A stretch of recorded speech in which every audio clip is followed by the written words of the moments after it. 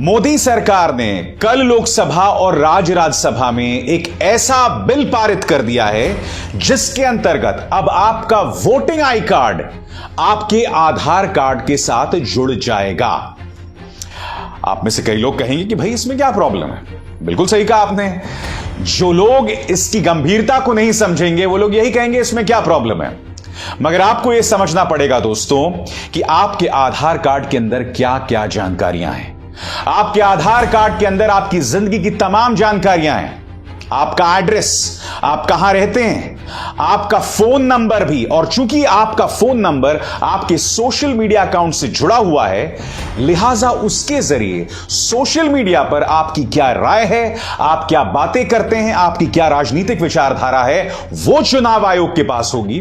और चूंकि आप जानते हैं कि मोदी सरकार में चुनाव आयोग में बैठे अधिकारी किस कदर मोदी सरकार के सामने नतमस्तक हैं, वफादार हैं, लिहाजा आप समझ सकते हैं वो सारी जानकारी एक पॉलिटिकल पार्टी के हाथ में होगी। अब मैं आपको कुछ दिनों पहले एक खबर की ओर लेकर चलना चाहता हूं। प्रधानमंत्री नरेंद्र मोदी एक बैठक बुलाते हैं, उनका कार्यालय एक बैठक बुलाता है और उस बैठक के लिए वो लोग चुनाव आयोग को आदेश देते हैं कि आप इस बैठक में आइए। आप जानते हैं केंद्र सरकार ऐसा नहीं कर सकता क्योंकि चुनाव आयोग एक स्वायत्त संस्था, एक ऑटोनोमस बॉडी है, एक संवैधानिक संस्था है। यहां तक कि चुनाव आयोग के प्रमुख सुशील चंद्रा इसका विरोध भी करते हैं, मगर उसके बाद उस बैठक में उन्हें जाना पड़ता है। आने वाले हैं उत्तर प्रदेश के चुनाव और अब केंद्र सरकार एक ऐसा कानून लेकर आया है जिसके अंतर्गत अब आपका आधार कार्ड जो है वो जुड़ गया है वोटिंग कार्ड के साथ। मैं जानता हूं सरकार क्या कहेगी। सरकार यह कह रही है कि देखिए कोई जबरदस्ती नहीं है, यह तो हम स्वेच्छा से कर सकते हैं। मगर आप भी जानते हैं दोस्तों, आधार कार्ड को लेकर सुप्रीम कोर्ट का आदेश भी आया था, मगर आज कई जगहों पर आधार कार्ड मांगा जाता है। जो तमाम कानूनों के बारे में यह कहा गया था, नहीं साहब इसमें जबरदस्ती नहीं है, इसमें जोर नहीं है, इश्क पर जोर नहीं है, मगर बाद में जबरदस्ती ही कराया जाता है। आप सब जानते हैं दोस्तों कि वोटिंग जो है वो एक गुप्त प्रक्रिया है। आज की तारीख में अब चूंकि वोटिंग आई कार्ड से आधार कार्ड जुड़ रहा है, लिहाजा यह गुप्त नहीं रही। आप यह भी जानते हैं दोस्तों, कई राज्यों में ऐसी ढेरों मिसालें सामने उभर कर आई हैं जहां हजारों नहीं लाखों की संख्या में वोटर्स का डिसएनफ्रेंचाइजमेंट हो गया है, यानी कि वोटर्स लिस्ट से उन्हें हटा दिया गया है। केंद्र सरकार तमाम तर्क दे रही है, मगर जनता को उन तर्कों पर विश्वास करने के लिए केंद्र सरकार को और मेहनत करनी पड़ेगी। क्योंकि यह कौन सी केंद्र सरकार है मैं आपको बतलाता हूं। यह वो केंद्र सरकार है जो पेगासस के जरिए कथित तौर पर अपने नागरिकों की जासूसी करवाती है। अब आप कहेंगे इसको लेके क्या प्रमाण है, क्योंकि केंद्र सरकार ने इस बात को नजरअंदाज भी नहीं किया है, इनकार भी नहीं किया। और आप जानते हैं इस्राएली सरकार जो है सिर्फ सरकारों को पेगासस बेचती है। और हमारे देश में किन किन लोगों की जासूसी हो रही थी? आतंकवादियों की नहीं, राहुल गांधी की, प्रशांत किशोर की, रोहिणी सिंह, स्वाति चतुर्वेदी, पौरंजॉय गुहा ठाकुरता जैसे पत्रकारों की, जजेस के ऊपर सेक्सुअल हैरेसमेंट, यौन उत्पीड़न का आरोप लगाने वाली बेकसूर लड़कियों की और उनके परिवार के सदस्यों की जासूसी हो रही थी। यह वो सरकार है दोस्तों।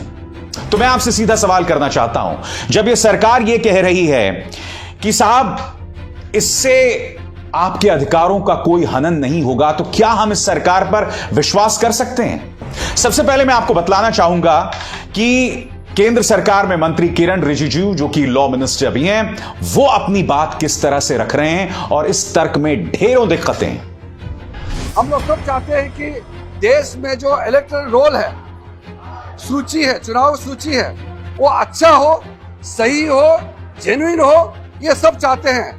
इलेक्शन कमीशन भी यही चाहते हैं। तो इसमें एक प्रावधान डाला गया है कि आधार कार्ड जो एक नागरिक के पास या जो एक ऑर्डिनरी रेजिडेंट के पास आधार कार्ड है, उसको इलेक्टोरल रोल के साथ लिंक करने का एक प्रावधान रखा है। ये वॉलंटरी है, कंपल्सरी नहीं है, मैंडेटरी नहीं है। तो मुझे लगता है कि ये बहुत अच्छा चुनाव सुधार का जो प्रपोजल लेके सरकार आए हैं, उसको पूरा सदन समर्थन करेंगे, मेरा ऐसा उम्मीद है। और बाद में माननीय सदस्य इस पे जब कहेंगे तो मैं पूरे क्लैरिफिकेशन के साथ, जस्टिफिकेशन के साथ बताऊंगा कि ये चुनाव सुधार देश के लिए कितना जरूरी है।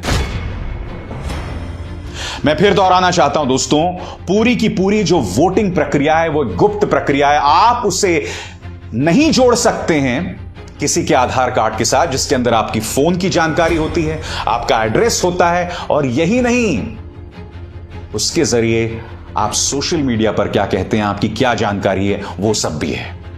आपको यह भी नहीं भूलना चाहिए कि भारत एक ऐसा देश है जहां डेटा प्रोटेक्शन, यानी कि सोशल मीडिया में आपकी क्या क्या राय है, उसको लेकर बहुत सी दिक्कतें हैं, कोई पारदर्शिता नहीं है।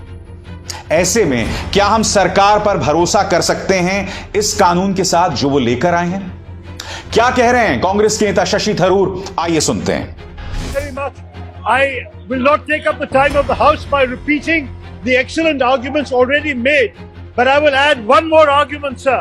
We are forgetting that Aadhaar was only meant to be a proof of residence. It is not a proof of citizenship. In our country, only citizens are allowed to vote, sir. So if you are in a position where you are asking Aadhaar for voters, all you are getting is a document that reflects residence. It does not reflect any proof of citizenship, and therefore you are potentially giving the vote to non-citizens. So this is an additional objection in addition to the four important objections already raised by other colleagues. यही नहीं दोस्तों, कांग्रेस के नेता मनीष तिवारी ने कहा कि Puttaswamy judgement है, वो पुत्तुस्वामी जजमेंट जिसने कहा था कि आपकी प्राइवेसी, आपकी निजता आपका बुनियादी अधिकार है।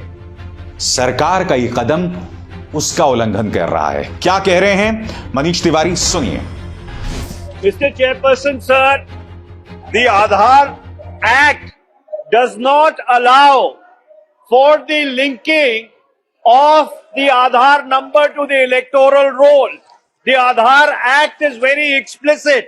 It is an act which is for the targeted delivery of financial and other subsidies, benefits and services.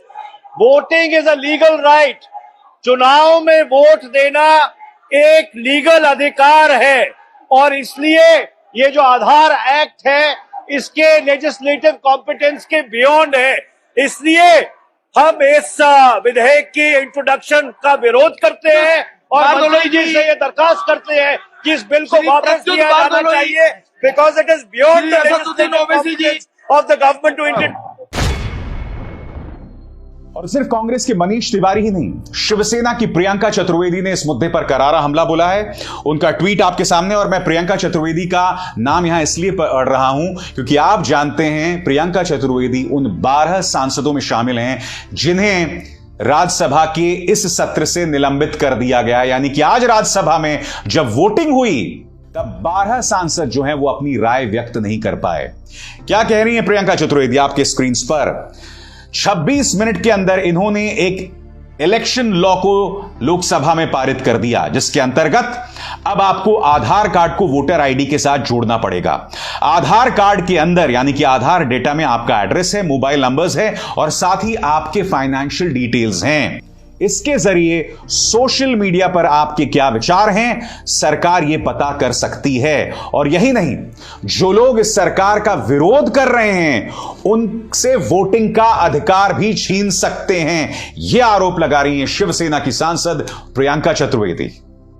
यही नहीं, आपके स्क्रीन पर अधीर रंजन चौधरी और सुप्रिया सुले, दोनों सांसद, दोनों यही कह रहे हैं कि सरकार को आखिर इतनी जल्दी क्यों है इस कानून को लाने के लिए। सुप्रिया सुले तो यह भी कह रही हैं कि अगर सरकार चाहती है कि इलेक्टोरल रिफॉर्म्स लाए जाएं, यानी कि चुनावों में सुधार लाया जाए, तो एक अरसे से महिला रिजर्वेशन, विमेन्स रिजर्वेशन अटका हुआ है। यह सरकार इस पर क्यों कुछ नहीं करती है? क्योंकि मैं नहीं भूला हूं, एक जमाना था जब भारतीय जनता पार्टी और कांग्रेस दोनों एक मत थे महिला रिजर्वेशन को लेकर। उस बात को लेकर आखिर मोदी सरकार क्यों भूल गई? क्या महिला रिजर्वेशन या विमेन्स रिजर्वेशन पार्लियामेंट के अंदर उसके लिए प्रायोरिटी नहीं होनी चाहिए, प्राथमिकता नहीं होनी चाहिए?